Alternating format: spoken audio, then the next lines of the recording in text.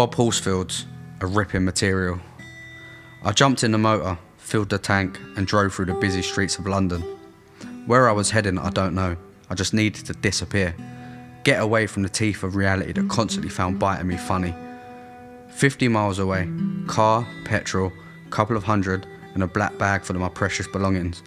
A few old clothes, worn down shoes that have seen more miles than Apollo 11 and 5 records that have been overplayed and turned white. My belongings seem most consistent to me except for the odd rip. A ripping material is better than the tears in my heart. The loss of the one was difficult. Always more birds.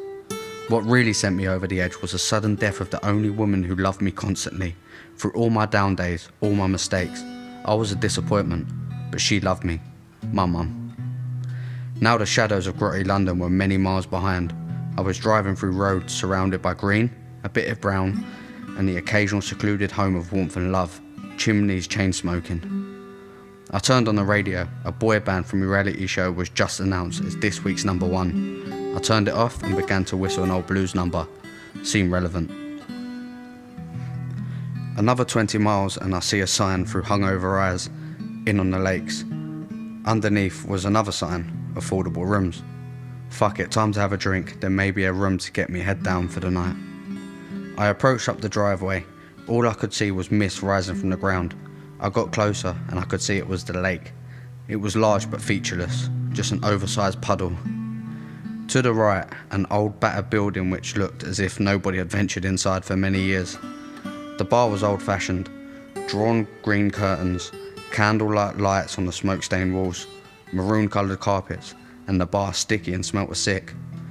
I asked the bloke behind the jump for a pint of cider and a whiskey chaser, drank the whiskey straight down, and ordered another. I decided to nurse my cider in a quiet corner. Barman, dim as the lights. A family in the corner who were obviously staying in a hotel.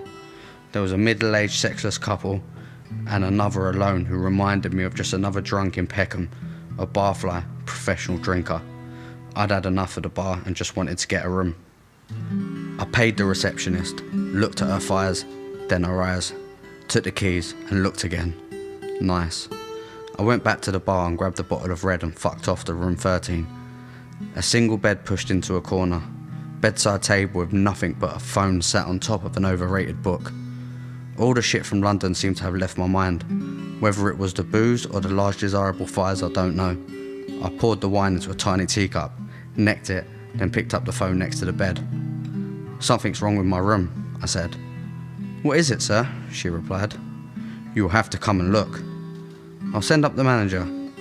"Forget it, sweetheart, it's fine." I hung up in anger. What did she think I was going to do? I knew what I wanted to do. Damn right I did. I went out on the balcony, lit a fag. The teacup was useless. I dropped it over and drank from the bottle. A view of the puddle would have pleased me more than looking at an A-road with headlights disappearing into a lonely distance. London was back. I considered jumping, joining the teacup. 2 floors wouldn't be enough.